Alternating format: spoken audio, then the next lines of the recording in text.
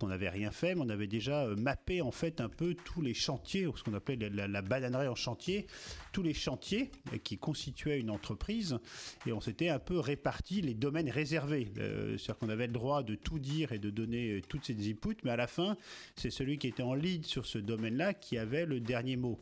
Mes premiers invests, ça a été des invests pendant 3-4 ans dans une trentaine, quarantaine de boîtes, dans des niveaux assez variés, mais avant tout soit des secteurs, soit des femmes et des hommes que j'ai trouvé remarquables.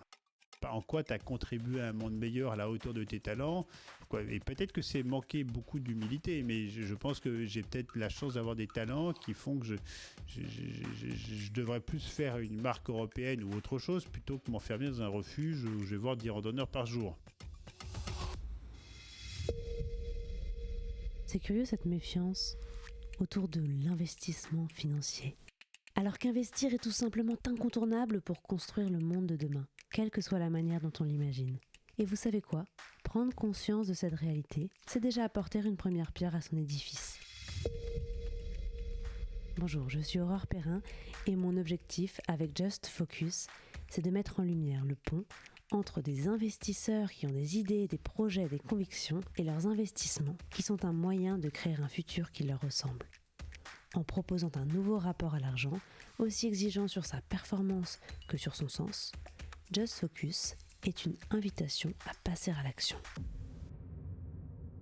Bonjour à tous, aujourd'hui j'ai la joie d'accueillir Augustin Palluel-Marmont. Augustin, vous le connaissez sûrement par son prénom, parce qu'il a cofondé la marque Michel et Augustin, une aventure entrepreneuriale qui a duré une quinzaine d'années.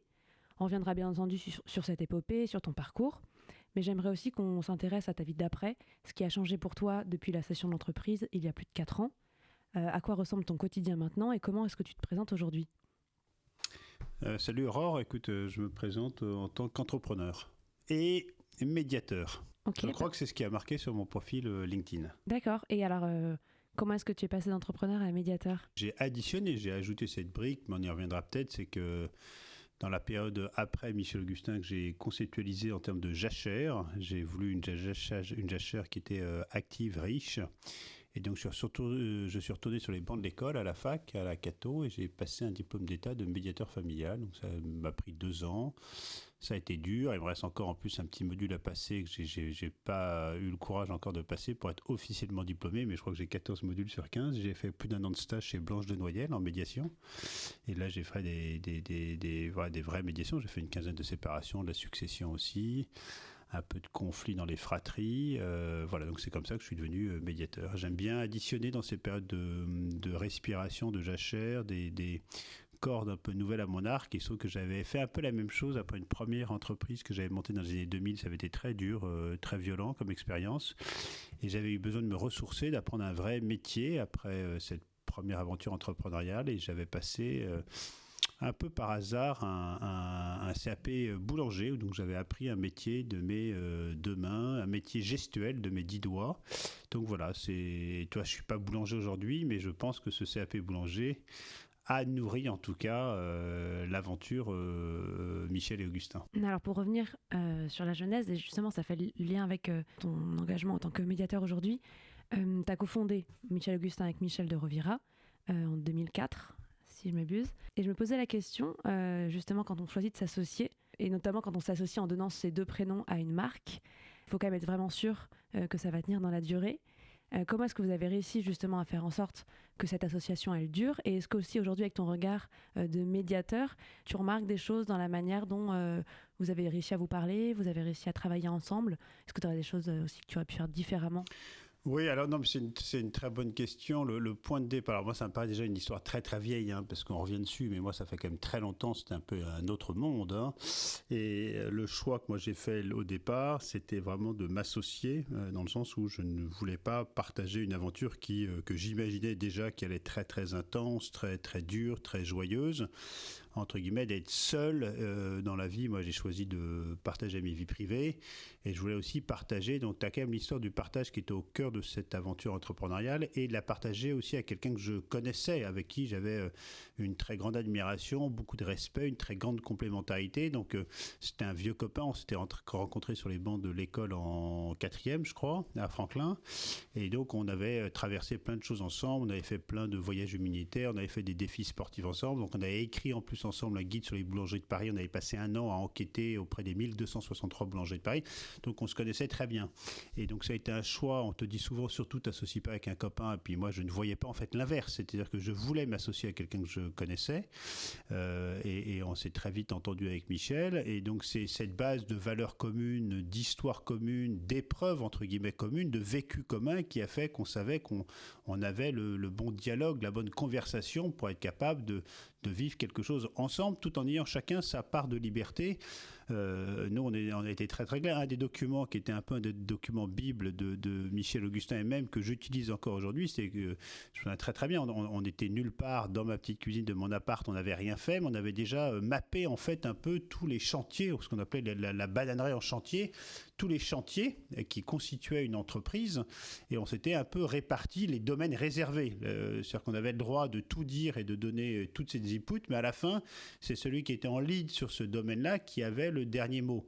Donc c'est comme ça qu'en fait on a travaillé, j'irais peut-être plus travaillé à côté qu'ensemble, mais on s'est nourri l'un et l'autre, et moi je me suis aussi beaucoup nourri de mon propre écosystème, avec tout un écosystème de copains, de conseils, parce que moi je travaille à cerveau ouvert, donc dans un jeu de ping-pong permanent, d'une émulation constante, comme ça que je me nourris, parce que moi je sais pas faire grand-chose à part provoquer des échanges, absorber ce que je comprends du monde et de ce qu'on me dit autour de moi, pour essayer après de m'en faire une conviction et après une décision.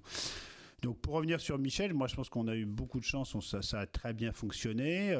Il y a eu évidemment des périodes avec quelques tensions, mais qu'on a toujours surmonté, parce qu'on savait que le socle de valeur au fond c'était un rock, donc on savait qu'on s'engueulerait jamais de manière forte et que notre relation primerait toujours sur les enjeux. On n'est pas complètement mégalos, on n'est pas obsédé par le pognon, donc on savait que les valeurs humaines qui nous liaient étaient au-dessus de tout.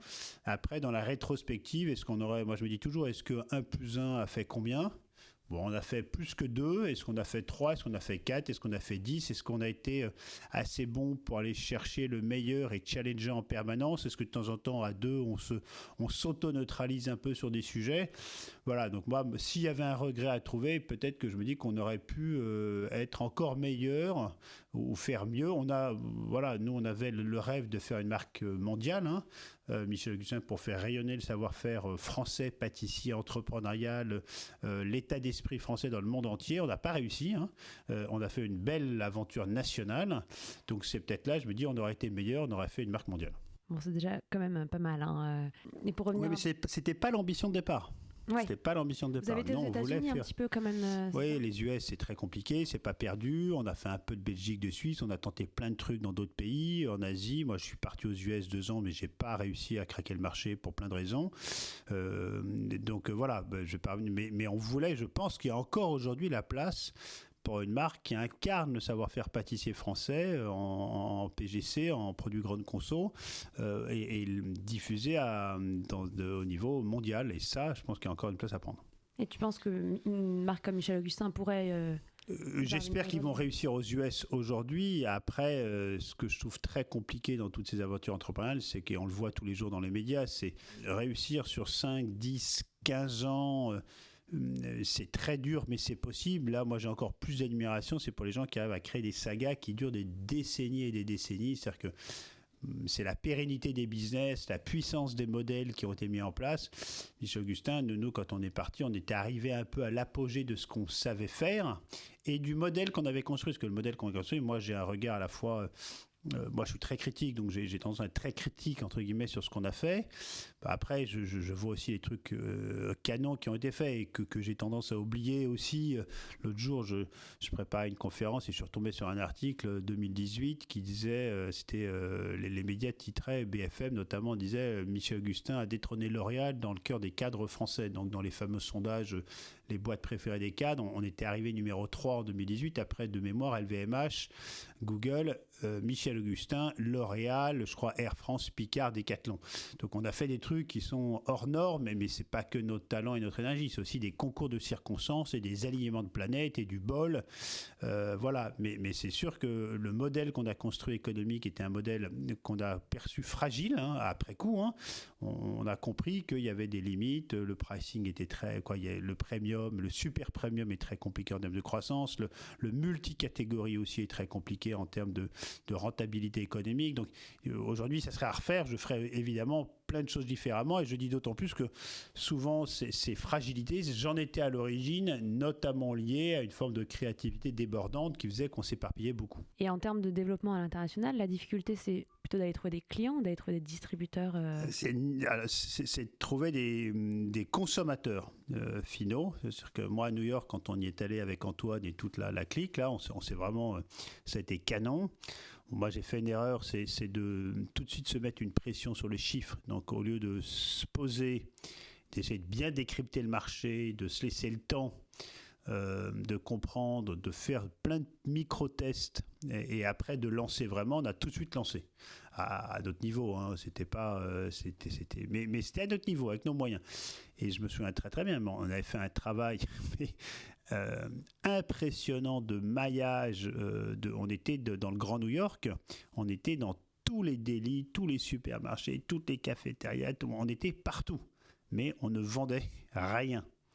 Et ça, j'ai jamais vraiment compris pourquoi, parce que je suis pas américain, donc j'arrivais pas bien à percevoir. Est-ce que c'est le prix, est-ce que c'était la qualité des produits, est-ce que c'était la marque, est-ce que c'est le paquet, j'ai pas bien compris. Et force est de constater qu'aujourd'hui, j'ai l'impression, en voyant les choses de loin, qu'il y a un début de frémissement. Mais tu vois, on est en 2023, bientôt 2024, et ça fait quasiment près de 10 ans qu'on est aux US. 10 ans de très gros investissements, et ça, il n'y a que des géants qui peuvent le faire, parce que vu d'une petite PME française, le montant d'investissement et le temps surtout qu'il faut se laisser pour réussir, c'est absolument faramineux. Donc voilà, on n'a pas encore réussi. Moi je dis que c'est plus mais Michel Augustin n'a pas démontré encore, même s'il y a un frémissement aux US aujourd'hui, sa capacité à aller vendre cette aventure à l'étranger. Et un autre point que tu relevais tout à l'heure, tu évoquais cet article 2018 avec la marque préférée dans le cœur des cadres français. Ça me fait penser justement à tout le travail de marque employeur que Michel Augustin avait réalisé effectivement à l'époque, et je pense qu'il n'était pas neutre dans ce classement à l'époque, et que je trouve intéressant à mettre en parallèle avec les enjeux qu'on a aujourd'hui en termes de recrutement, et notamment parce qu'on sait aussi que c'est parfois difficile en ce moment de recruter des jeunes. Est-ce que déjà, je ne sais pas si tu es suffisamment encore impliqué dans l'opérationnel de Michel Augustin pour savoir s'ils arrivent toujours aussi bien à recruter, si les méthodes ont changé, si tu penses que les méthodes de Michel Augustin d'il y a 10 ans marcheraient dans d'autres entreprises aujourd'hui. Est-ce que tu as un regard par rapport à ça ? Alors moi, on a tout arrêté en 2020, donc moi je ne peux commenter que ce qui était avant 2020, donc je ne sais pas du tout, quoi. Je sais un tout petit peu, mais vraiment de très très loin. Moi, j'ai ce chiffre qui était un truc de ouf fou. On avait à l'époque, quand j'y étais, ça nous arrivait d'avoir 7000 candidatures par an. Et avec un choix très fort de notre part dès le départ, c'était que chaque candidature recevait, et je le demande encore aujourd'hui, mais tu sais, j'avais candidaté, je me souviens du gars d'Agricool, à Guillaume, qui, quand j'avais regardé le dossier pour investir chez Agricool, m'avait dit « Ah, mais tu sais, j'étais venu passer un stage pour être chef de secteur. » Je dis « Honnêtement, je ne m'en souviens plus. » Je lui ai dit « Mais est-ce qu'on t'avait après envoyé une petite lettre ?»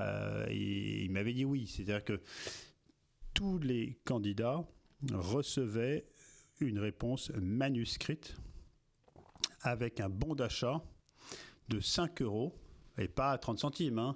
Parce que la chance qu'on avait dans une aventure B2C, marque grande conso, c'est qu'en fait, ton candidat et ton consommateur. C'est-à-dire que tout le monde peut, presque tout le monde pouvait consommer. Donc moi, quand je faisais des confs dans des amphis, qu'on recevait des journalistes, qu'il y avait des candidats, que le livreur passait déposer un pli, il repartait toujours avec un petit quelque chose, parce que c'était un, sympa, et deux, ça lui faisait découvrir l'aventure, ça lui donnait, il trouvait ça peut-être bon, j'espère, et que donc dans ce cas-là, il allait être un peu acquis, avec un peu de chance, il allait acheter. Donc cette marque employeur, nous on l'a construit. Nous il y a beaucoup de choses qui se sont faites de manière intuitive. On s'est jamais assis à un moment en disant tiens on va monter une marque employeur, parce qu'en fait l'originalité de départ de cette aventure, qui était une vraie originalité en 2003-4, c'était de dire on va pas écrire une marque qui est une marque un peu institutionnelle, un peu froide, un peu en position haute. On va simplement narrer une aventure entrepreneuriale en temps réel, et on va la narrer avec les trucs cool et les trucs moins cool, avec les péripéties, mais comme si on parlait à des gens normalement, comme si on parlait à des copains. Donc c'est l'originalité ou la grosse innovation entre guillemets marketing, au-delà des produits, c'est d'avoir dit on ne crée pas une marque, on va raconter une histoire. Une histoire vraie qui se déroule tous les jours, qui est une histoire accessible, compréhensible par tout le monde, qui est l'histoire d'entrepreneurs et d'une tribu. Alors évidemment, on a eu un univers créatif pour, entre guillemets, un peu enchanter la réalité, mais qui était la bananeraie, qui était la tribu. On ne parlait pas d'entreprise mais d'aventure, pas de produits mais de recettes. Et toute cette créativité, mais collée à une histoire réelle. Et moi, ce qui me frappe, c'est qu'aujourd'hui, en 2023, 24, en termes d'innovation, ce que j'appelais autour des marques, en termes d'éditorial, je ne parle même pas sur le fond, les valeurs, mais sur la façon de raconter quelque chose. Moi, depuis 2004-5, honnêtement, je n'ai pas vu de truc très nouveau. Alors, il y a des phénomènes. Il y a un phénomène, par exemple, c'est qui le patron, qui sont des phénomènes que j'ai pas bien compris, qui sont un immense succès, quoi, que j'ai à peu près compris, mais qui j'ai pas tout compris non plus, mais qui sont des immenses succès, mais qui sont pour moi des cas extrêmement particuliers. Mais sur le fond, moi, quand je vois le style français Respire, qui le font brillamment avec les codes d'aujourd'hui, ce n'est que cette innovation de dire on va raconter ce qui se passe chez nous, avec une incarnation des aventures, souvent par les fondateurs, très forte. Moi, je trouve trop forte aujourd'hui. Nous, on a fait très attention chez Michel Augustin, que tu parlais tout à l'heure de deux prénoms. Donc déjà, ces deux prénoms, c'est pas deux noms, c'est deux prénoms. Et que tu regarderas, parce que les gens font... c'est une finesse qui est pas forcément... qui est ressentie, mais pas forcément intellectualisée. C'est que nous, on a fait très attention. Les médias, quand ils nous demandaient, évidemment, ils demandaient les fondateurs. Donc nous, oui, on a fait pendant 10 ans la une de tous les magazines. On était toute la journée sur BFM et dans les journées de JT et sur Capital.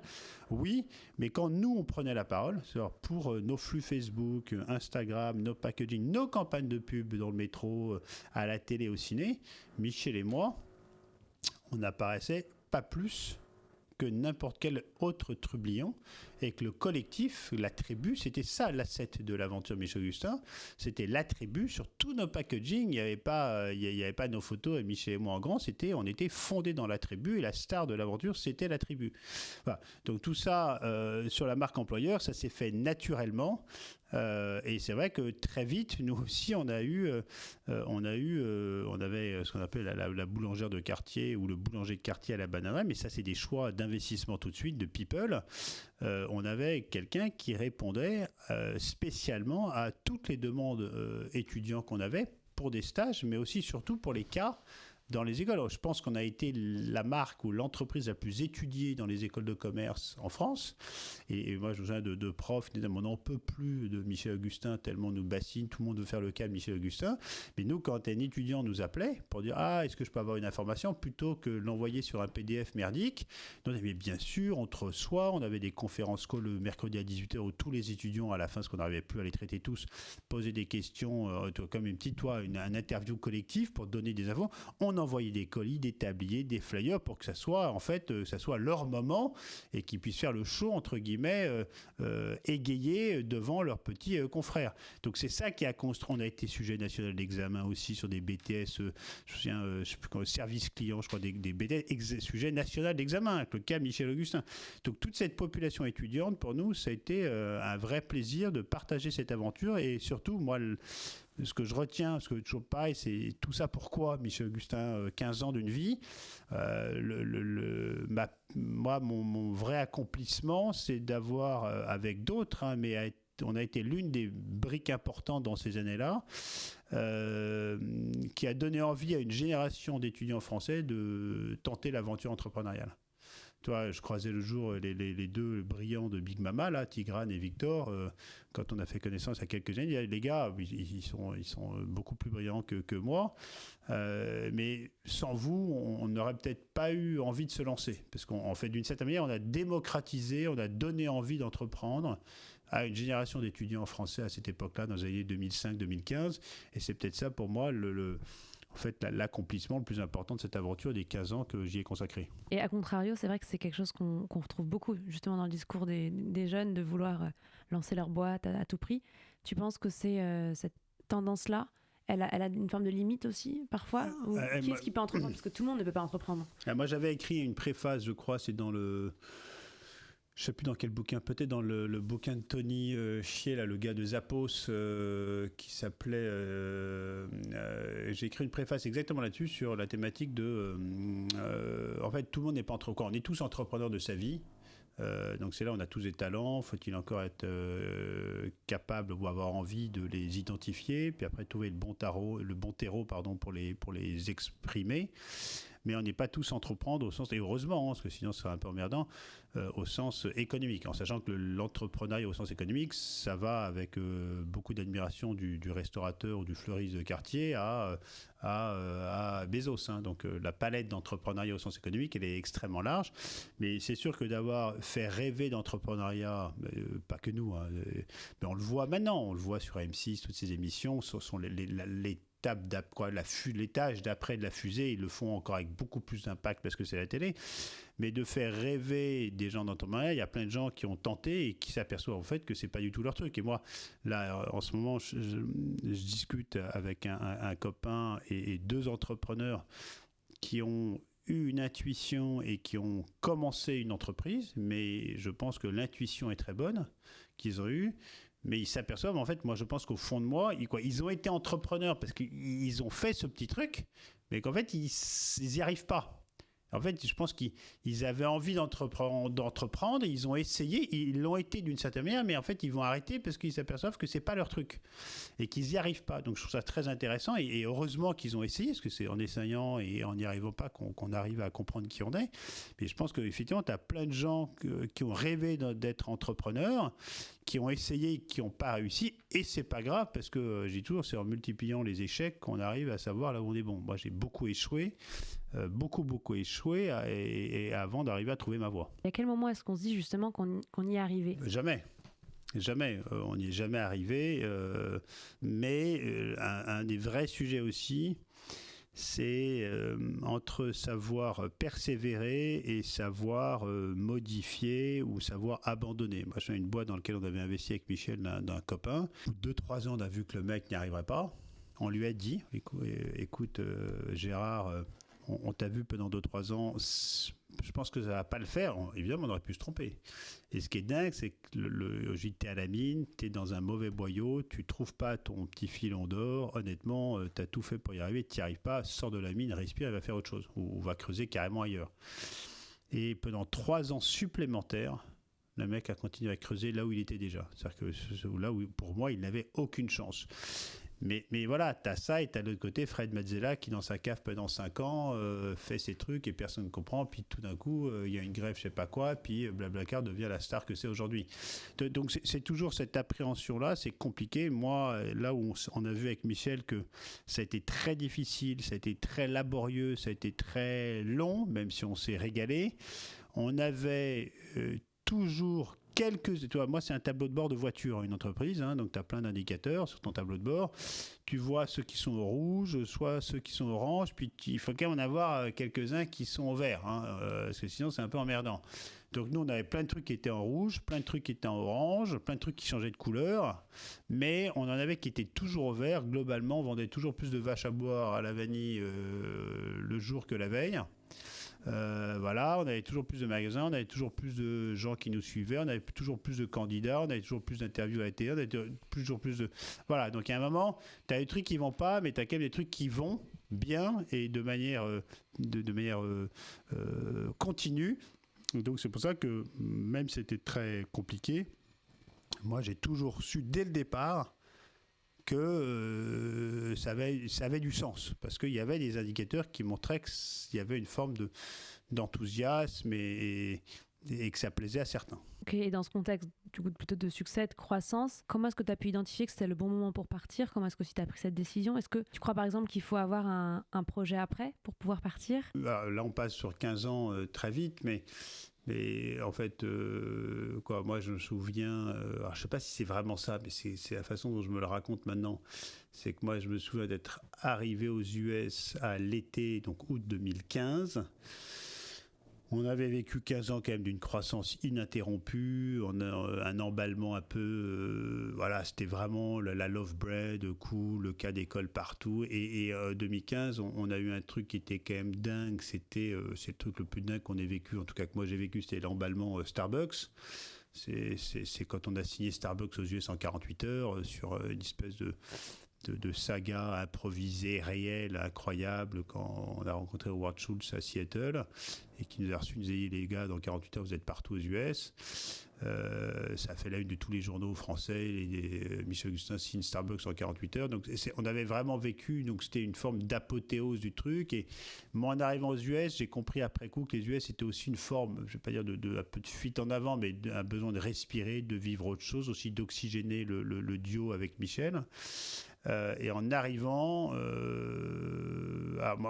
après c'est un peu perso, mais moi il se trouve que pendant l'aventure de Michel Augustin, j'ai eu 2 trucs importants en parallèle qui m'ont pris aussi beaucoup de temps en bande passante. J'ai eu 5 enfants et j'avais une boîte de famille qui était cotée à Paris, dans lequel j'étais assez impliqué dans la gouvernance et ça s'est assez mal passé en termes dans la famille. Et donc ça a été quand même un peu un truc très très prise de tête. Et donc moi je suis arrivé aux US en fait en étant un peu cramé, en me disant en fait je suis cramé, je sais que j'arrive plus à donner ce que je veux pour Michel Augustin en termes de créativité, renouvellement, de curiosité, d'entraînement des équipes. Et un peu de manière intuitive, ça je le rationalise post, hein, mais en fait j'ai dit à Michel, je me souviens très bien, j'étais sur mon deck dans ma petite baraque à Brooklyn, là à Carroll Street, j'ai appelé Michel, je venais d'arriver en disant je pense qu'il faut qu'on vende. Ou qu'on vende, c'est pas exactement ça. Il faut qu'on passe la main. On avait eu la chance d'avoir été accompagné par Artemis, Pinault et Barbizet pendant 10 ans. Et là, je dis, il faut qu'on passe la main parce que nous, moi, je suis au bout de ce que je sais faire. Et donc, on a décidé été 2015 et le temps de mettre en place le process et tout. Donc, moi, si pour répondre, nous, on a vendu quoi. Moi, j'ai vendu, je sais pas ce que dirait Michel, mais parce que j'étais arrivé au bout de l'histoire et que j'étais plus la bonne personne pour faire la suite. Après, rétrospectivement, on m'aurait dit écoute, Augustin, t'es cramé, va te reposer 2 ans, va faire 2 ans, faire ce que tu veux, et reviens dans 2 ans, et on voit ce qu'on fait ensemble. Mes actionnaires m'auraient dit ça. Peut-être que j'aurais pu, ça aurait pu être une autre option. En me disant, mais ça n'existe pas des actionnaires qui disent par 2 ans, va te reposer. Et pourtant, ça devrait exister. Moi, qui suis actionnaire aujourd'hui d'une 30aine de boîtes, moi, je dis toujours, l'asset le plus important, c'est souvent les fondateurs dirigeants et d'être certain que les choix qu'ils fassent, moi, c'est toujours, entre guillemets, la santé mentale, en disant, mais s'il est super bon, mais qu'il est juste fatigué, pourquoi vendre si je lui dis, pars 2 ans te reposer, puis reviens. Peut-être qu'à la fin, on passe quand même la main. Mais je trouve que ça aurait pu être une autre voie, mais qui est une voie théorique, ça n'existe pas à l'actionnaire. Même d'un point de vue de la valorisation de l'entreprise, j'imagine que c'est une prise de risque qui est plus importante. Je sais pas, mais toi, nous on a fait le choix parce moi j'étais comme ça, et après on a eu beaucoup de chance. On a eu la chance de très bien s'entendre avec Danone sur l'envie de faire quelque chose ensemble. Mais ça aurait pu être une autre option, tu vois, parce qu'in fine, moi l'énergie aujourd'hui que je retrouve après cette période de jachère, cette envie d'entreprendre, en fait, je vais la mettre ailleurs. alors que j'aurais pu la mettre chez Michel Augustin. Mais voilà, mais j'ai aucun regret sur le fond. J'ai aucun regret parce que je suis hyper content aussi de redécouvrir. C'est clair, la question c'est est-ce que j'avais un projet? La réponse est non. Je suis sorti grave, alors je vais pas me plaindre, hein, mais je suis sorti grave, mais très grave de ma zone de confort. Et moi, j'avais deux actifs qui étaient deux outils qui étaient Michel Augustin et cet écosystème de boîte familiale. Et je me suis dit, mais attends, c'est pas grave, tu vends les deux, puis tu vas repartir sur un truc. Et j'avais sous-estimé ou j'avais même pas imaginé, et je parle que pour moi, hein, parce que tu as plein de gens qui le vivent très différemment, à quel point pour moi, c'est dur de remonter quelque chose from scratch. Donc moi, si j'arrive à remonter un truc là, je suis en plein dedans. Je peux dire, je regarderai le rétroviseur en disant, putain, ça a été très très compliqué quand même. Hein. Et tu parles un petit peu de ce que tu es en train de remonter? Oui, là, non, mais j'ai plusieurs projets. J'ai plusieurs projets. J'ai un petit, avec un ami, aussi entrepreneur, on a envie de remonter, mais de manière très artisanale, qu'on est en train de le faire, mais de manière très artisanale, mais très ambitieuse aussi, parce que les pépites qu'on a, c'est une espèce on va appeler un tout petit start-up studio, mais qui est basé sur nos deux personnes. Là, on a une première histoire en cours et qui peut être qui est ce qu'on va appeler dans les ateliers partagés d'artisans, mais qui peut être un très très gros business. Donc voilà, là on est en train de l'idée, c'est d'arriver à disrupter des marchés, d'être associé avec quelqu'un qu'on met en selle et en scène et qui a envie d'être entrepreneur. Et surtout la mission de cette entreprise-là, si on y arrive, c'est vraiment de donner la clé de l'entrepreneuriat à des salariés. Donc ça c'est un projet, donc ça et puis moi j'ai un gros projet perso qui de nouveau est dans les PGC et là j'ai en train de finir d'écrire une nouvelle marque et ça peut être un projet très très ambitieux. C'est une marque qui dit quelque chose de radicalement nouveau sur le marché, parce qu'aujourd'hui, moi je dis qu'il y a une forme de très grande cacophonie qui est positive, mais globalement je dis que toutes les marques disent à peu près la même chose ou les mêmes choses, et toutes les disent en plus un peu de la même façon. Donc moi ça manque de nouveauté, d'aspérité, de singularité. Donc moi j'en ai trouvé une et qui correspond à une conviction profonde, donc que j'ai envie de porter très fort. Puis après, j'ai trouvé des produits qui m'intéressent pour porter cette marque-là, donc de nouveau dans le food. Et c'est une marque qui dit un truc très bizarre, qui dit je crée la première marque européenne. C'est une marque qui incarne l'Europe, qui donne envie d'Europe, qui développe le sentiment d'appartenance à l'Europe, qui soit le symbole de l'Europe dans le monde entier, et parce que je crois qu'on a très envie d'Europe, on a plus besoin que jamais d'Europe, mais qu'aujourd'hui, le drame, c'est que le récit technocratique de l'Union européenne a tué cette envie d'Europe. Et moi, je ne pars pas du tout là-dessus, je pars sur un récit géographique, de proximité des peuples. L'Europe, c'est un territoire exceptionnel en diversité, en richesse, de culture, de paysage, de tout ce que tu veux, de langue, de tout. Et voilà, moi, je veux créer une marque qui soit le symbole de l'Europe dans le monde entier, en miroir de l'impérialisme de la culture américaine. Voilà, donc moi je porte cette vision d'une marque mass market là-dessus, avec des produits qui vont être la première catégorie, ça va être dans le food, mais avec des ambitions très très importantes. Voilà, je ne sais pas si je vais y arriver, mais ça m'anime, parce qu'une marque qui donne envie d'Europe, ça n'existe pas. J'imagine que la vente de l'entreprise, ça a été quand même quelque chose qui a beaucoup changé ton quotidien. Et pour en parler, on va accueillir un expert de Sapiens, Rémi Douchet, qui était justement à tes côtés à ce moment-là ou un peu plus tard, et qui va te poser des questions sur justement l'impact que ça a eu sur ton patrimoine personnel, comment est-ce que tu t'es organisé, les horaires que tu as pu commises. Bonjour Rémi. Salut Augustin, moi il y a une première question que je voudrais te poser, c'est que ce que tu évoquais tout à l'heure, c'est que tu as grandi dans une famille où il y avait déjà une notion des sujets d'investissement, et je crois que d'ailleurs ton père qui est récemment parti, lui il a eu pendant pas mal d'années une responsabilité au sein de l'Association française des family office, et donc on parle souvent de choc patrimonial quand tu vends ton entreprise, parce que en gros il y a eu une vraie transformation liée à la cession et liée au cash out. Est-ce que le fait d'avoir déjà appréhendé ou pu discuter des sujets d'investissement en famille a changé quelque chose pour toi, ou est-ce que ça a été ce choc que beaucoup d'entrepreneurs vivent, et nous on le voit dans ceux qu'on a la chance de rencontrer? Est-ce que tu pourrais nous en parler un peu plus? Voilà, oui, donc là c'est assez perso, mais Alors, pour être très transparent, il n'y a pas eu de quoi. Il y a un choc symbolique, et ce qui est même un peu con, c'est que tu as une forme de reconnaissance par la cession d'une entreprise, que je trouve un peu, oui, parce que ça fait un peu la titre, parce que le mec, il a vendu à Danone, c'est un good achievement, mais j'irais plus dans la symbolique de la reconnaissance d'avoir été en mesure de créer de rien, parce que l'on est parti de rien, entre guillemets, d'une cuisine, à une jolie PME cédée à un très grand groupe. Donc tu as une forme, je dirais, d'une forme de, je sais pas de choc, mais de reconnaissance, d'accomplissement. Mais je dirais pas un choc pour moi patrimonial, même si j'ai eu la chance de liquéfier, de rendre liquide mon patrimoine, parce que je sais que mon patrimoine c'était Michel Augustin.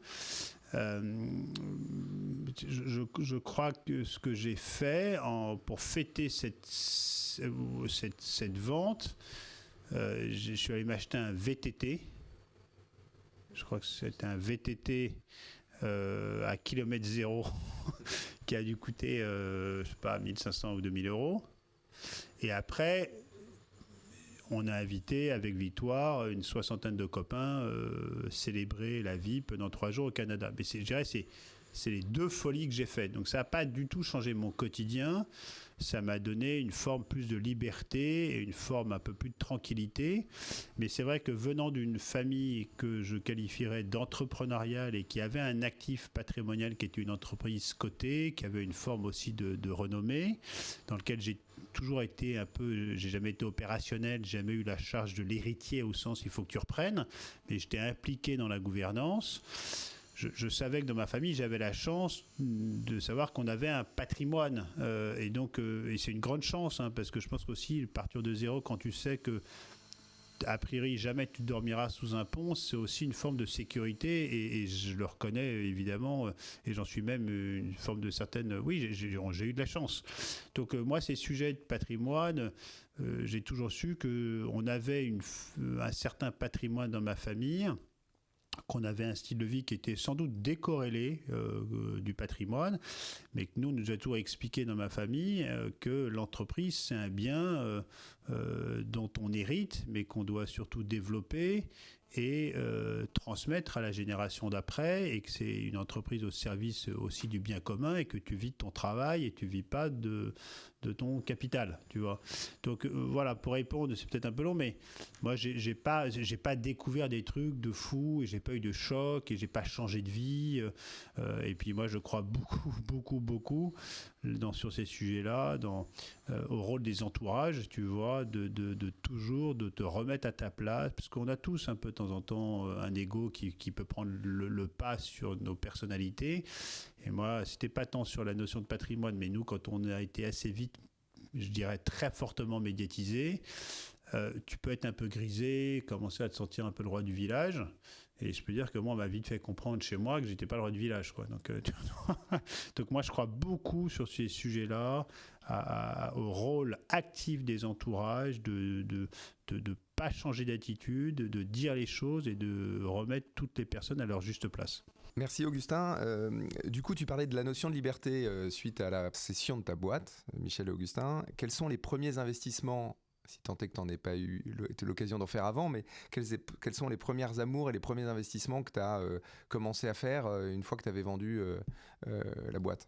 Moi, comme c'est pas mon métier, je suis pas un homme entre guillemets d'argent, d'investissement. Ça m'en fait. Moi, je suis un homme d'entreprise et tout ça en fait m'intéresse pas trop. Et c'est même moi, j'ai un peu le syndrome.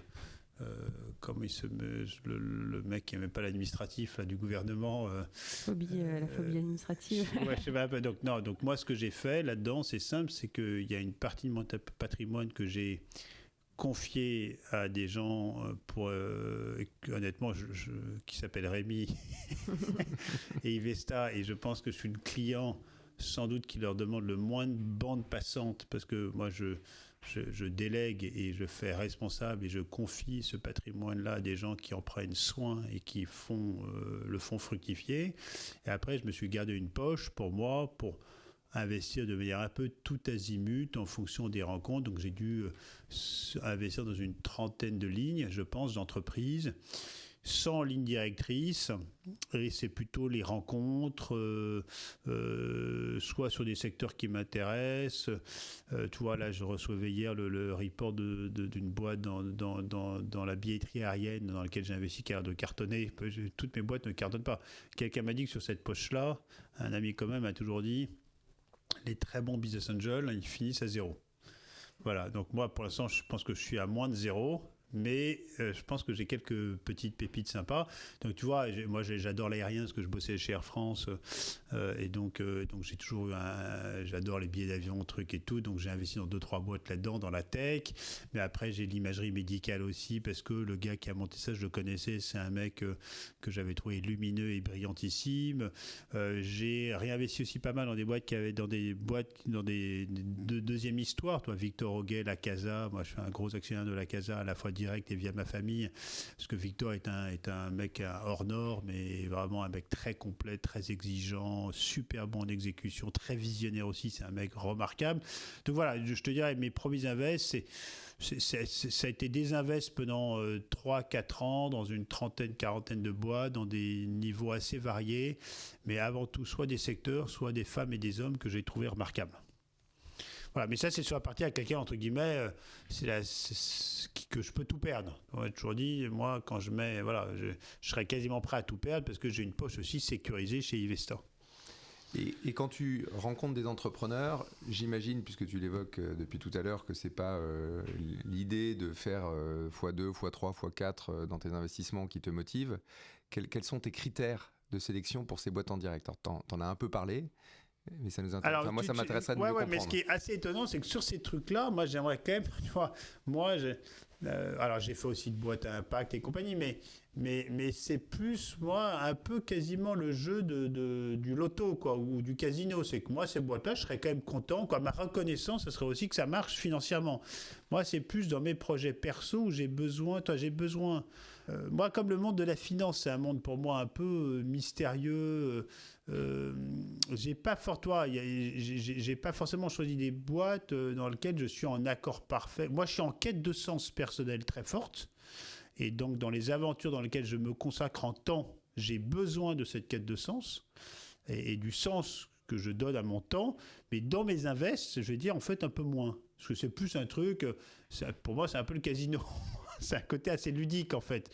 Donc pour répondre à ta question, j'ai à part des rencontres, des gens que je trouve lumineux, j'aime bien les côtés aussi disruptifs, j'aime bien aussi les track records, de bien regarder les track records, mais honnêtement, moi, ça m'est arrivé d'investir en passant 10 minutes de téléphone, aussi un peu, je veux dire, effet mouton, parce que tu as 3 copains qui y vont, donc tu y vas. Moi, je suis pas du tout le mec brillant ou quoi. Je recommanderais à personne de suivre ma stratégie d'investissement personnel. Voilà.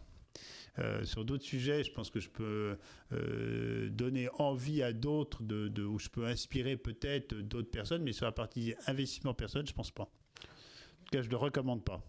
Et si tu devais dire quel investissement fait ta plus grande fierté, peut-être en dehors de l'investissement que tu as fait dans Michel Augustin en y passant 15 ans, mais notamment dans ces 30 projets que tu accompagnes, est-ce qu'il y en a un qui te revient Est-ce qu'il y en a un qui me revient Laisse-moi regarder ce que j'ai.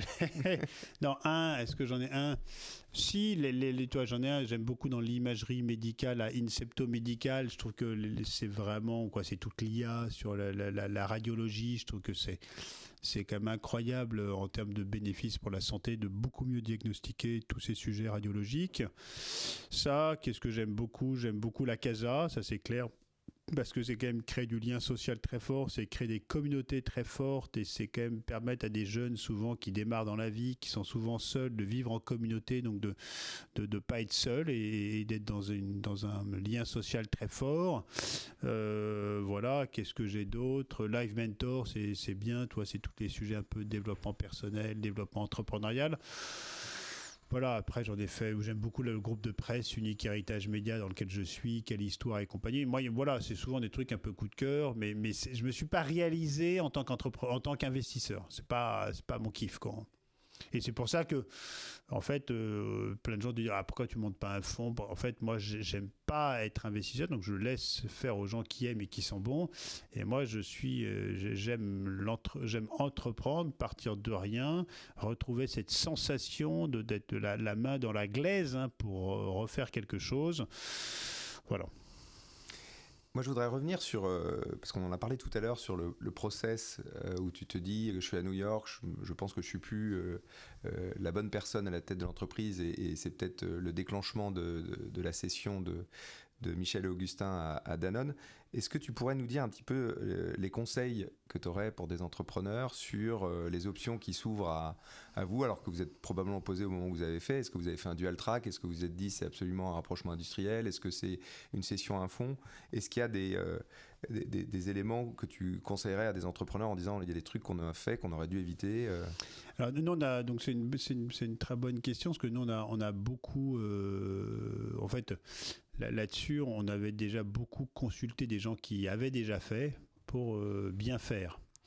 Parce que tu sais que, comme nous l'avait dit notre actionnaire François Pinault, quand tu sors la vache de l'étable, il ne faut pas qu'elle y revienne, quoi. Donc, c'est pas bien de la rentrer à l'étable et de la faire sortir 2 ans après. C'est moins bon, c'est pas super. Donc, une fois que tu sors la vache de l'étable, il faut réussir à ce que quelqu'un prenne les rênes de la vache, quoi. Moi, là, je reviens sur cette notion de dire, en fait, toujours pareil, c'est même quand tu allais voir un cabinet de recrutement pour dire je cherche quelqu'un, moi, plutôt que la réponse c'est alors tu cherches quel profil, c'est ce que tu as vraiment besoin de quelqu'un. Donc, la première question, c'est ce que tu as vraiment envie, besoin, quoi. Moi, c'est toujours d'interroger les raisons profondes de cette envie de quelque chose. Parce que peut-être qu'en fait, c'est mal adressé un problème. Donc moi, la première question, c'est de dire, est-ce que tu as vraiment envie de céder ou de vendre? Est-ce que c'est pas une mauvaise réponse à un problème? Donc de challenger déjà le projet. Moi, c'est la première chose. Est-ce qu'il n'y a pas d'autres pistes, d'autres options que de vendre, partir 2 ans, mettre un CIO, partir 10 ans, t'impliquer moins, j'en sais rien. Donc, je dirais déjà de bien interroger le projet, les raisons profondes du projet, s'assurer que le projet corresponde à l'envie de départ.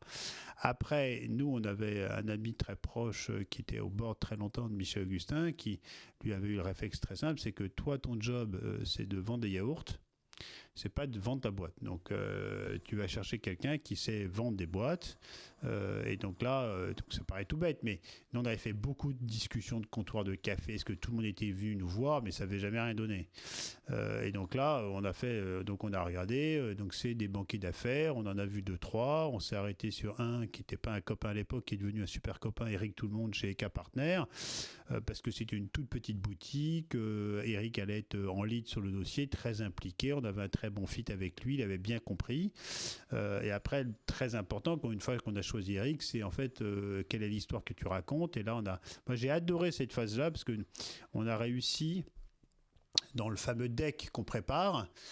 Ça a été un travail pour moi. On a été accompagné par ce même ami qui était au conseil pendant 10 ans, de nous aider vraiment cette étape et on l'a pas fait qu'avec Eric, parce qu'on sentait qu'il nous fallait plus de ressources, et donc de vraiment coucher sur papier ce qui est vraiment la richesse d'une entreprise. Donc nous, on a réussi. Moi, cette presse qui doit faire, je sais pas, 50 ou 500 ans, et honnêtement, elle était vraiment canon, parce que tout est pensé. C'est pas juste des graphes et des camemberts, c'est même tous les concepts, tout l'essence et la puissance entre guillemets créative des concepts qu'on avait mis en place, et on a réussi à la transposer dans le deck. Et moi, j'avais adoré cette étape. Ça nous a pris bien 3 mois d'écrire, et quand on avait fini le travail, voilà, c'était vraiment 15 ans de travail, de façon de faire, d'actifs, de créativité, de valeur. Tout, moi, j'ai adoré parce que et donc, quand on a fait le tour des popotes avec Eric, on avait un deck et un petit film de 6 minutes qui avait été fait in-house qu'avec des images d'archives par Charlotte et Hassan. Et tu l'as sur YouTube, le film, c'est l'aventure Michel Augustin. Et quand je vais en conf et qu'on le reprojette à droite à gauche, moi, ce film, même 2015, donc ça fait quasiment 10 ans, ce film est canon, parce qu'il est le reflet vraiment très très juste de ce que l'on avait fait. Donc moi, une fois qu'on a choisi Eric, on avait écrit ce petit film qui a été fait en 48 heures avec des images d'archives par Charlotte et Hassan qui étaient vraiment des génies. On a fait le tour des popotes et puis voilà, il y a eu un process orchestré, mais c'est Eric qui était totalement aux manettes. Nous, on était concentrés. Moi, je me souviens toujours de cette anecdote. Donc, on avait Patricia Barbizet qui était à notre conseil d'administration, et premier board où on était un peu en process, premier ordre du jour, premier point de l'ordre du jour, c'était, ça s'appelle Projet New York, projet de session, et on commence par Projet New York, puis après vache à boire, vente je sais pas quoi, recrutement je sais pas quoi. Et Patricia nous allume gentiment en disant les gars, Projet New York, ça m'intéresse pas, donc on en parlera quand on aura parlé des vaches à boire à la vanille. Voilà. Donc toi, de remettre, c'est d'abord, vous, c'est continuer à faire grandir, rayonner l'aventure.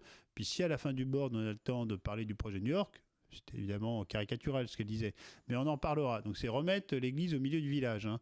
Donc les projets de session, tout ça, c'est le job d'un banquier d'affaires, c'est pas le tien. Et moi, on a laissé totalement carte blanche quand on a donné les bons matériaux à Eric.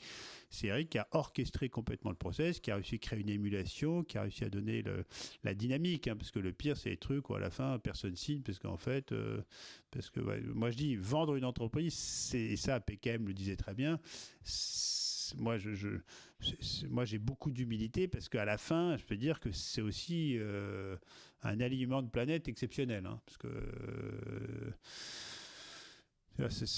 à chaque fois, tu dis, voilà, sauf si tu es un génie interstellaire. Hein. Nous, on n'était pas des génies. Tu dis, voilà, c'est très compliqué. Et un autre copain, là, David, qui dit toujours, ça je l'ai retenu, entre un succès médiatique, ce que nous on a eu, un succès commercial, ce qu'on a eu, un succès économique, au sens est-ce que la boîte est puissance économiquement, c'est-à-dire qu'on a moyen eu. Et le quatrième truc qui est le succès patrimonial, tu peux avoir les trois et pas le dernier. C'est parce que tu es la star de BFM ou de trucs qu'à la fin, comme on dit, est-ce que tu attires la queue du Mickey ? Donc beaucoup d'humilité. Moi je dis c'est très très compliqué et vraiment on a eu aussi beaucoup de chance. Je voudrais juste revenir une minute sur les sujets des investissements. T'évoques le fait d'investir dans ce qu'on aime, et moi la question que je vais te poser, qui est évidemment en lien avec Sapiens et l'investissement de manière générale, c'est est-ce qu'on peut investir dans ce qu'on aime et en même temps ne pas aller à l'encontre d'une stratégie patrimoniale diversifiée, long terme? Est-ce qu'on peut? Oui, moi je dis quand même, comme pour moi c'est un monde que j'appréhende pas très bien et je cherche pas forcément de cohérence forte par rapport à mes valeurs. Tu vois, parce que c'est pas là-dedans, c'est pas un domaine dans lequel je me retrouve pleinement. Mais oui, si tu peux, évidemment, quoi. Moi, je suis, quand je connais pas, je suis les experts, mais toujours cette espèce de. Moi, j'aurais été tout seul, j'aurais tout mis sur un truc et basta. Et donc, cette partie de diversification, cette gestion des risques est évidemment hyper importante parce que sinon, c'est quand même con de tout perdre parce que tu as une lubie un matin et tu te dis on va tout mettre là-dessus. Mais moi, j'en serais capable. C'est pour ça que pour me prémunir de ce risque-là, je fais confiance à des gens qui, eux, vont gérer de manière rationnelle. Voilà. Moi, il y a l'irrationnel et le rationnel. Moi, l'irrationnel, c'est pour moi. Et le rationnel, c'est pour les gens qui m'accompagnent. Voilà, pour me prémunir contre mes propres démons. Donc après, on arrive dans cette partie rationnelle à coller à ses aspirations et à ses valeurs. Tu vois, moi, j'avais investi une ou deux fois complètement, j'ai fait n'importe quoi dans des boîtes de CBD, c'est ça? Ouais, les trucs de hashish, là, je sais pas quoi. Tu vois, ça m'intéresse pas. Je sais même pas pourquoi. Si je sais parce qu'un copain m'a dit attends c'est canon. Patrick m'a dit vas-y c'est canon. La nana est géniale. Oui la nana avait l'air géniale. Elle s'est plantée quoi, mais elle était géniale. Mais tu vois rétrospectivement je me dis évidemment c'est complètement même pas sur la valeur économique. C'est qu'est-ce que je fous dans une boîte de CBD aujourd'hui. Donc moi j'aurais aimé quand même être capable de choisir un peu mieux les quelques 30 ou 40 lignes que j'ai mis. Un peu plus cohérent par rapport à ce qui m'anime. Dans le CBD aujourd'hui, honnêtement, ça n'a aucun, pour moi, hein, ça n'a aucun sens. Est-ce que quand on est entrepreneur et qu'on a réussi une première aventure, alors tu en as un peu parlé tout à l'heure, est-ce qu'on peut ne pas réentreprendre ? et s'épanouir dans l'accompagnement des 10, 20, 30 ou 40 entreprises dans lesquelles on a investi? Pour moi, ma réponse personnelle est non, mais il y a plein de gens pour qui ça fonctionne et c'est super pour eux.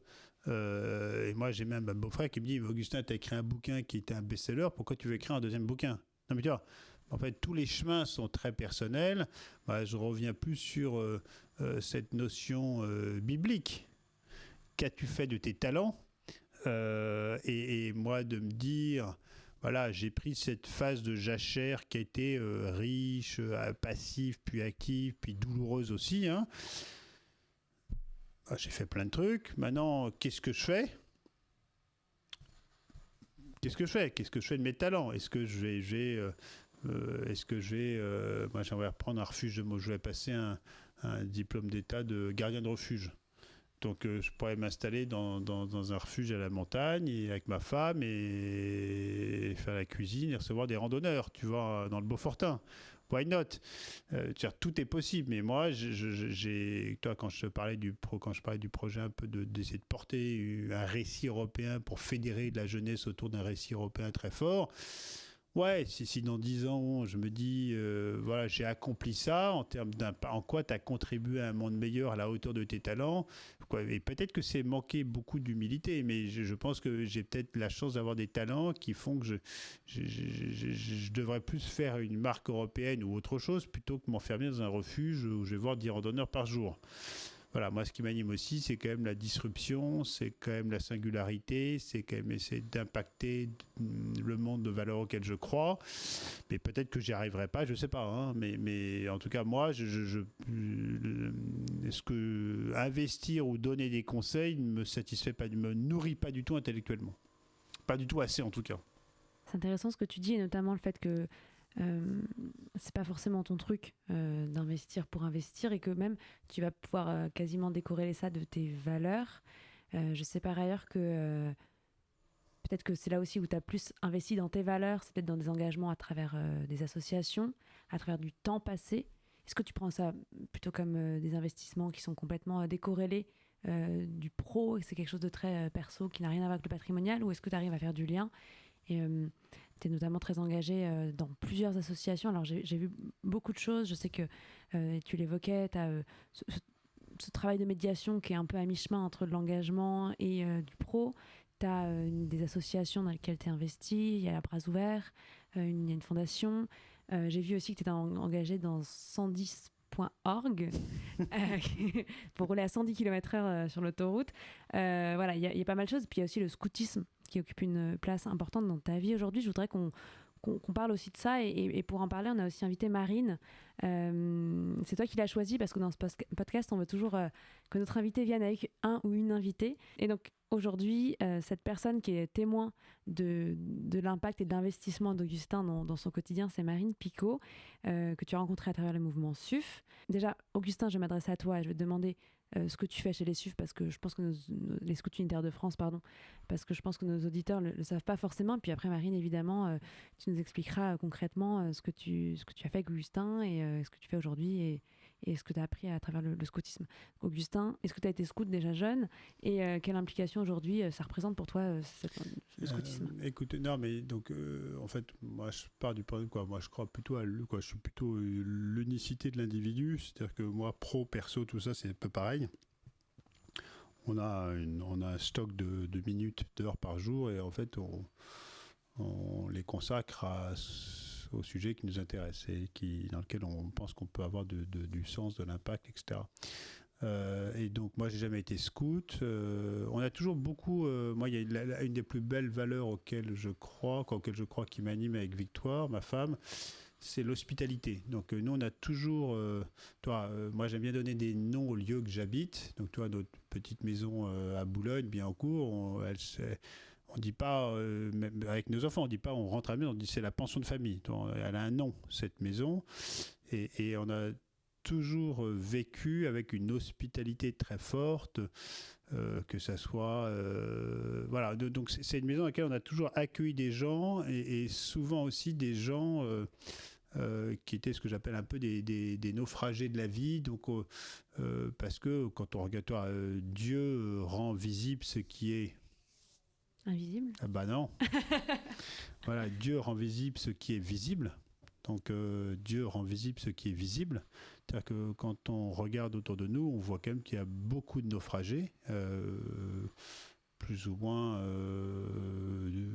durs ou plus ou moins profonds. Mais donc quand on regarde un peu, on peut tendre la main à beaucoup de gens, hein, mais dans la vie de tous les jours. Donc nous, on a toujours eu cette notion d'hospitalité dans notre famille et donc on a toujours consacré pas mal de temps dans notre vie quotidienne. En vacances, on est parti, on a toujours voilà. Et c'est vrai que on était très éparpillés en termes de temps parce que voilà, par les opportunités et ces victoires qui à un moment voulaient prendre un engagement qui soit plus structuré et surtout un engagement de couple. Il se trouve que Victoire a été au Scout Unitaire de France toute sa jeunesse et même au National quand elle avait 20-22 ans. Et moi, je n'avais jamais été scout et honnêtement, je ne suis pas sûr que j'aurais vraiment aimé l'être jeune en plus. Mais mes 5 enfants le sont, mais ils n'avaient pas vraiment regardé le truc. Hein, parce que c'était un peu la chasse gardée de Victoire, hein, quel était le truc. Et plusieurs fois, elle est revenue à la charge en me disant, mais Augustin, j'aimerais qu'on soit ce qu'on appelle donc chef de groupe. Hein. Donc les SUF, c'est environ 30-35 000 jeunes en France, hein, de 8 à... J'ai une experte marine qui connaît beaucoup mieux le sujet que moi, de 7-8 à 23 ans. Et il y a 200, et c'est tenu, donc tu as des équipes très importantes au national, un tout petit peu salariés et beaucoup de bénévoles, parce que c'est quand même un mouvement qui est remarquablement pensé en termes de profondeur pédagogique et en termes de fonctionnement. C'est vraiment ce que j'appelle une machine de guerre. C'est très, très professionnel. C'est très, très bien foutu. Tout est pensé, tout est réfléchi et c'est tenu par ce qu'on appelle les 220 groupes un peu partout en France et tenu par des chefs de groupe. Donc nous, avec Victoire, on a pris la responsabilité d'un groupe parmi les 220. Et donc, on est ce qu'on appelle charge d'âme en gros, nous c'est un très gros groupe, on a 12-13 unités.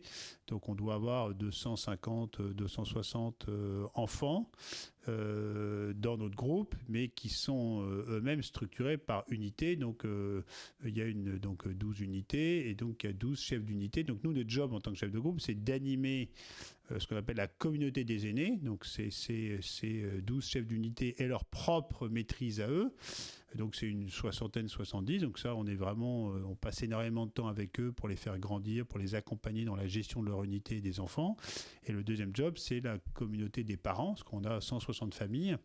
Et que c'est pas une activité, c'est pas tennis ou danse, hein, c'est pas une activité extrascolaire, c'est ce qu'on appelle un mouvement de coéducation dans lequel les parents nous confient à certains moments de l'année leurs enfants.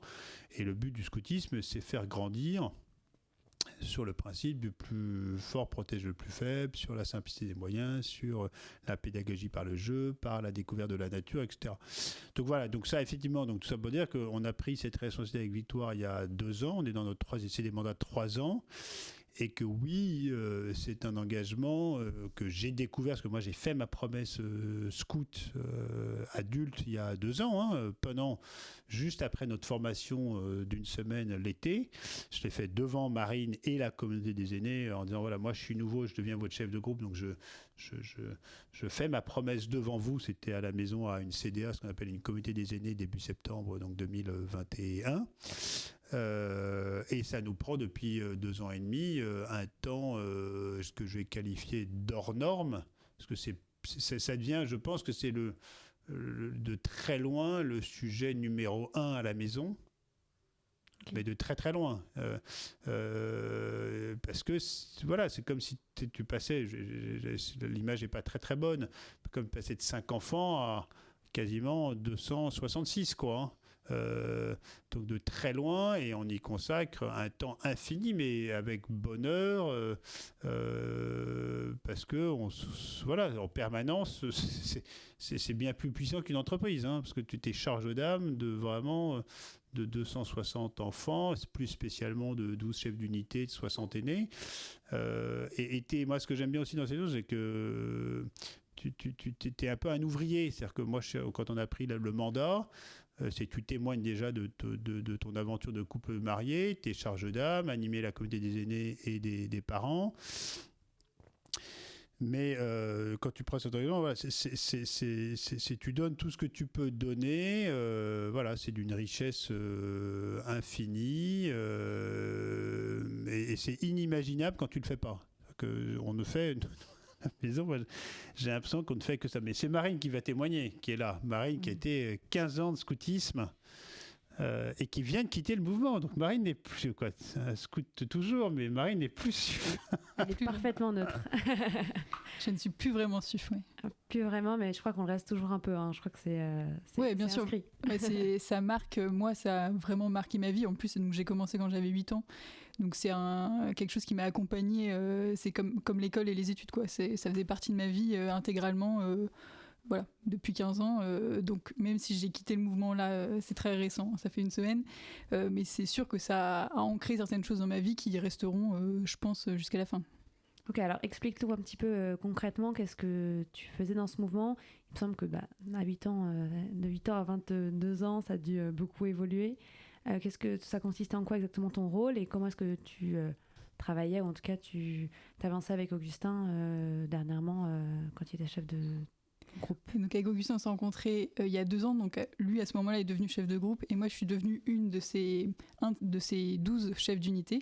Donc j'étais responsable de ce qu'on appelle une compagnie, ce qui est en gros un groupe d'une 30aine de filles ados qui ont entre 12 et 17 ans. Donc elles sont entre la 5e et la 1re. Donc c'est des âges un peu... qui sont en fait très différents, elles sont à des stades super différents. Et donc moi, mon job, entre guillemets, c'était d'animer cette petite communauté, de les encadrer. Voilà, la mission du chef d'unité, c'est de les faire grandir. Et avec moi, j'avais des cheftaines assistantes pour m'aider là-dedans. Et donc, de façon très pratique, c'est-à-dire pendant toute l'année, on organise des sorties, des week-ends, et puis l'été, on fait un gros camp d'été. Et donc voilà, mais il y a une évolution parce que je suis devenue cheftaine d'unité donc à 21, 22 ans, mais avant j'avais été cheftaine assistante et puis encore avant j'avais été moi-même guide où on monte un petit peu les échelons et je suis devenue au fur et à mesure seconde, etc. Dans une équipe où on grandit de plus en plus. Et puis avant j'étais Jeannette, donc en fait les responsabilités ne tombent pas non plus dessus d'un coup. Et je trouve que c'est une des grandes forces du scoutisme, c'est de nous apprendre au fur et à mesure, progressivement, par rapport au stade où on en est, à prendre des petites responsabilités, puis des moyennes, puis des plus grosses. Voilà. C'est complètement dingue parce que ça veut dire qu'à une 20aine d'années, tu étais responsable d'une 30aine de filles, tu organisais toute une année avec évidemment tes assistantes. Et ça, c'est rendu possible par le mouvement qui t'a appris justement le sens des responsabilités. Oui, exactement. Après, on est formé aussi, on est accompagné par nos chefs de groupe, donc on n'est pas non plus lancé dans le grand bain d'un coup. Mais c'est sûr que ça demande une forme d'investissement. Alors, c'est pas aussi hors norme peut-être que l'investissement de chef de groupe, mais je trouve qu'à mon âge et quand je vois autour de moi, ça demande un investissement qui est complètement décalé par rapport à la position qu'on a plus habituellement dans la société où voilà, on peut avoir des responsabilités, mais qui sont souvent bien moins grandes, ou en tout cas on nous accorde moins de responsabilités et on nous fait moins confiance. Là, l'investissement est vraiment dingue. Mais en fait, c'est génial parce que le scoutisme prouve que donner de grandes responsabilités à des jeunes, leur faire confiance, ça marche. Et ça permet de construire des super choses. C'est curieux parce que finalement, il y a... Alors, je fais peut-être le pont de manière un peu arbitraire comme ça, mais il y a une vraie corrélation en fait dans cette capacité à responsabiliser les équipes, ce sens de l'équipe, et ce que tu racontais sur Michel Augustin finalement, dans ce sens de en fait chercher à donner le meilleur, faire donner le meilleur de soi aux membres de ces équipes et les faire grandir, c'est assez intéressant. Tu trouves que c'est quoi les valeurs du scoutisme et qu'est-ce que ça t'a appris toi, qu'est-ce que tu as souhaité transmettre? Moi, je trouve qu'il y a une grosse différence entre quand on est soi-même scout et ensuite quand on devient chef scout. Moi, c'est la partie où je me suis la plus épanouie et où je me suis la plus découverte, c'est quand je suis devenue cheftaine. Parce que peut-être d'être un peu propulsée dans une position de leader assez jeune, ça nous fait découvrir plein de choses. Aussi, le fait au scout, on ne choisit pas avec qui on est, donc avec quelle équipe on est, etc. Et le fait de se confronter un petit peu aux autres fait qu'on se découvre un petit peu. Donc on découvre là où on est bon, nos qualités, nos talents, comme disait Augustin. Et puis on découvre aussi là où nos faiblesses, là où on est moins bon, là où on a besoin de s'appuyer sur les autres. Et ça crée comme ça une espèce de solidité, de solidarité entre tous les membres d'une même petite communauté. Et donc, ensuite, toutes les valeurs du scoutisme, elles sont assez universelles dans tous les mouvements scouts, dans toute leur diversité, parce qu'il y a des mouvements, nous c'est dans le cadre d'un mouvement chrétien, donc qui est plus fondé sur les valeurs de l'évangile, mais ensuite il y a des mouvements d'autres religions, il y a des mouvements qui sont laïques, mais globalement il y a toujours cette idée de simplicité des moyens, de vie dans la nature, aussi de sport. Il y a une grande place qui est accordée au corps, je trouve, de relier un peu le corps et l'esprit, parce qu'on n'est pas en cours assis à une table, de débrouillardise, de savoir là où on est bon, découvrir ses talents, là où on est doué. Est-ce que c'est plus pendant le concours cuisine, pendant les Olympiades quand on fait du sport, en veillée avec des talents de théâtre, etc. Donc ça permet, je trouve, vraiment de découvrir qui on est par la confrontation et la vie en communauté. Toi, tu trouves, Augustin, cet engagement-là que tu as et ce temps que tu as, tu aurais pu le faire, par exemple, sans ton parcours avant entrepreneurial, cette disponibilité que tu as aujourd'hui, est-ce qu'elle est vraiment liée à ça ou est-ce que tu aurais pu le faire Non, mais plein.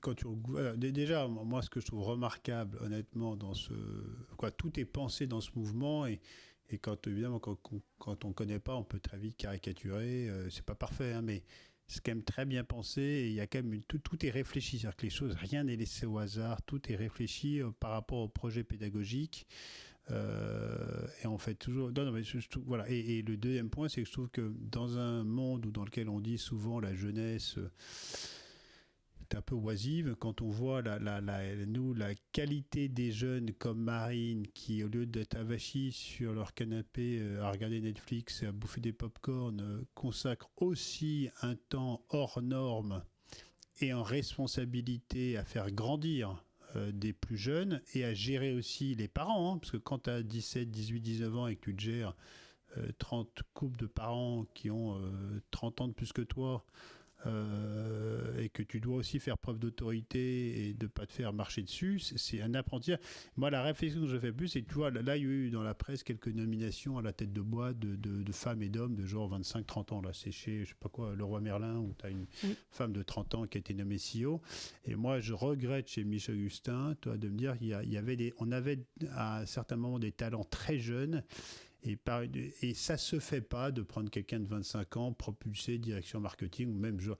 Et en fait, moi, ce qui me frappe, c'est qu'en fait, quand on met des jeunes préparés, formés, encadrés, en responsabilité, on peut avoir des trucs où moi je vois dans nos aînés des femmes et des hommes de 18 ce que je trouve remarquable en responsabilité et jamais tu aurais ça dans le monde de l'entreprise. C'est ça qui est dingue. À 18 ans, on va pas dire tu gères une équipe de 30 personnes et pourtant dans le cadre associatif ils le font de manière remarquable. Donc c'est aussi quand c'est préparé, encadré, formé, tu peux avoir des révélateurs de talent très très jeunes et d'une manière vraiment hors norme. Oui, ce qui me frappe dans les chefs de groupe, c'est qu'on a des profils très très différents. Donc tu en as qui ont des, entre guillemets, des petits jobs, tu en as qui ont des très gros jobs, tu en as qui sont entrepreneurs, pas d'autres, tu as des profs, tu as un peu de tout.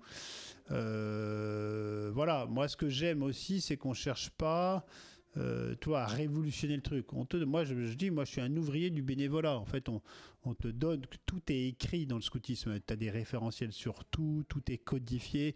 Voilà, après, ils sont intelligents, parce qu'on te laisse une petite marge de manœuvre de souplesse, mais on ne te demande pas de... Moi, je ne suis pas entrepreneur dans le scoutisme. On ne me demande pas de révolutionner le truc ou de disrupter le scoutisme. Non, moi, je suis là de manière assez humble, en disant, je donne ce que je peux arriver à donner, j'exerce. C'est en deux, hein, c'est deux, c'est surtout ma femme et moi, mais disons surtout ma femme. Et après, on est aussi en maîtrise, donc on est accompagné de deux autres couples et d'une septième personne, parce qu'il y a énormément de travail, à la fois beaucoup de travail pédagogique et d'accompagnement, mais aussi beaucoup de travail matériel. Donc on est très équipé aussi pour faire cette mission-là, mais c'est des profils très très variés. Mais moi, c'est cette notion d'ouvrier que j'aime bien aussi, c'est-à-dire que moi, je me suis posé une question pendant cette formation qu'on appelle le tripode, où tu pars une semaine à Nevers, genre le 20 août. Tu te mets en uniforme, et pendant une semaine, tu vis un camp scout en tant qu'adulte. Hein. Et tu as des modules de formation, mais souvent sous forme de jeu, etc. Et donc, j'ai trouvé la semaine remarquable en termes de formation. Simplicité des moyens aussi, tu vas dormir sous la tente et tout. Et je me suis dit, mais à partir de quel, et ça c'est peut-être aussi de quel niveau, entre guillemets, de réussite tu n'es plus capable d'être ouvrier, de te mettre en toute simplicité. Est-ce que quelqu'un dans les clients de Rémi, à partir de quel les gens en fait ne sont plus capables d'être ouvriers? Tu peux donner du temps, de l'argent, mais non, c'est de te remettre, t'es ouvrier sous la tente, à faire le feu, à t'occuper pour une semaine de plus jeune.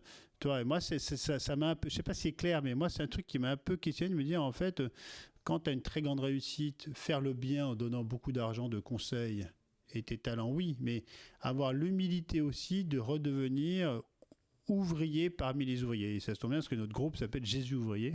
Mais j'aime bien cette notion d'être ouvrier du bénévolat, en toute discrétion, dans ton coin, dans ta forêt. Et tu peux avoir watt million et watt notoriété et watt pouvoir. En fait, tu es dans la forêt à camper avec tout le monde. Et toi, tu arrives à ne pas avoir envie de révolutionner, par exemple, le scoutisme? Ah, mais bien sûr ça que moi...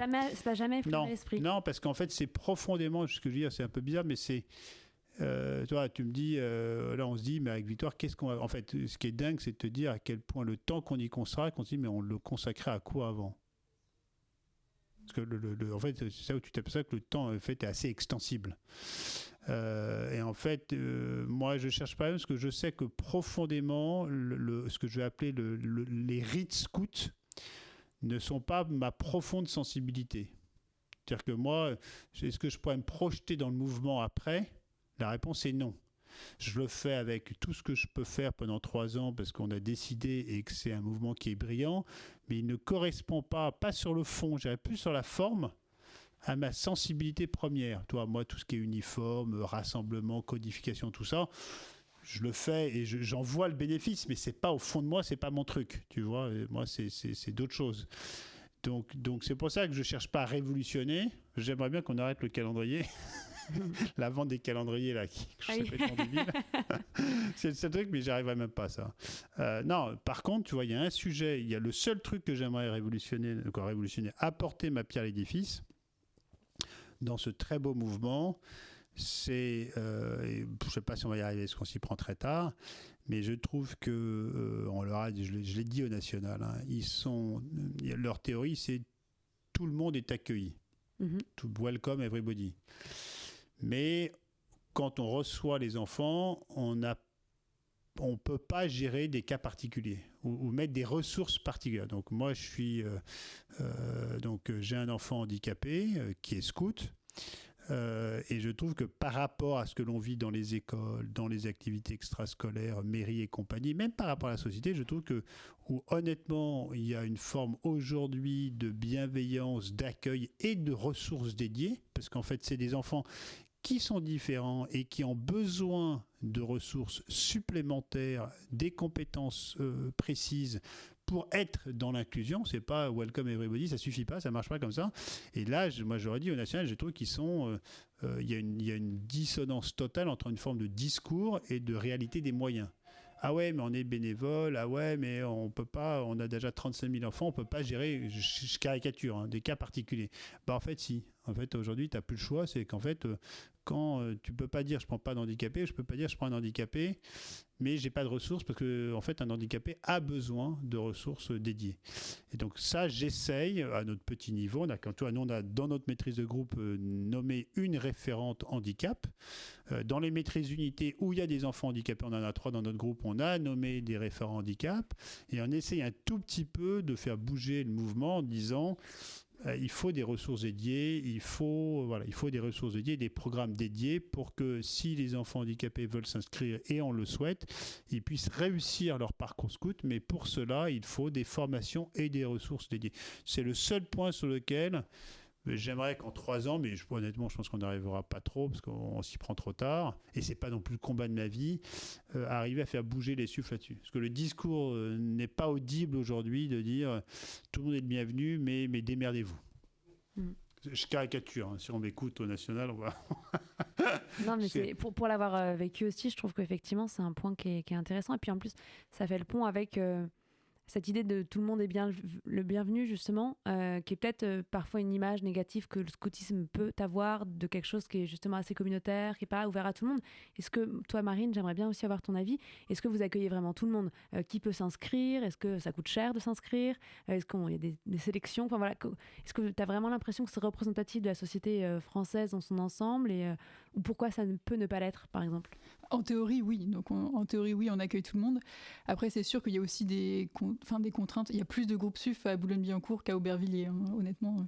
Voilà, donc ça reste quand même une forme de... on est un peu tous homogènes, on a un peu tous la même couleur. On vient un peu tous du même milieu, en tout cas dans le cadre des SUF. Donc ça, il y a un énorme potentiel, je pense, pour pouvoir s'ouvrir. Après, ce qui est super intéressant, c'est de voir quand même à l'intérieur de moi, dans ma compagnie par exemple, il y a quand même des filles très différentes. Il y a des filles qui sont arrivées en cours de route, elles avaient 13 ans, un jour elles ont demandé à leurs parents de rentrer, alors qu'il y en a d'autres qui ont été plus formatées quand elles étaient petites, parce que toute la famille a été scout.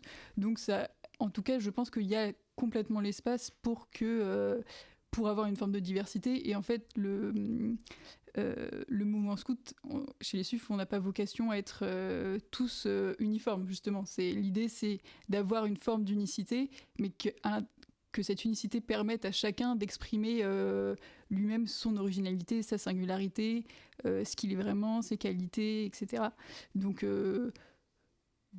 il y a de la place pour tout le monde, mais c'est sûr qu'il y a encore un peu de travail à faire. Merci beaucoup à tous les trois. Je vois que le temps a passé vite. C'était très intéressant. J'espère qu'on en aura bientôt plein de nouveaux projets à suivre, notamment ces projets d'entrepreneuriat et puis la dernière année de scoutisme pour Augustin. Inscrivez-vous. Ça coûte pas très cher. Ah, il n'y a pas d'écran. C'est moins cher que des colonies de vacances. Ah, c'est bon à savoir ça. Ouais. 15 surtout, jours. Ah oui, non, c'est sûr que quand tu regardes un prix de 2 semaines de camp scout ou 2 semaines dans ton summer camp aux États-Unis, c'est pas tout à fait pareil, Rémi. Merci en tout cas à tous les trois et puis à bientôt. Merci. Merci. Voilà. Just Focus, c'est terminé pour aujourd'hui. Un grand merci à Sapiens, premier family office digital qui a rendu possible sa réalisation. Si cet épisode vous a plu et que vous souhaitez le soutenir, il existe plusieurs manières de le faire. Parlez-en autour de vous et partagez-le largement sur les réseaux sociaux. Pensez à mettre un commentaire 5 étoiles sur Apple Podcast et bien sûr, abonnez-vous pour ne pas manquer les prochains épisodes. À très vite. Dans le prochain épisode, vous découvrirez notre nouvelle invitée, Caroline Ménager, cofondatrice de PixPay et reine de l'éducation financière pour les ados. Attention, ça va être très concret et absolument passionnant.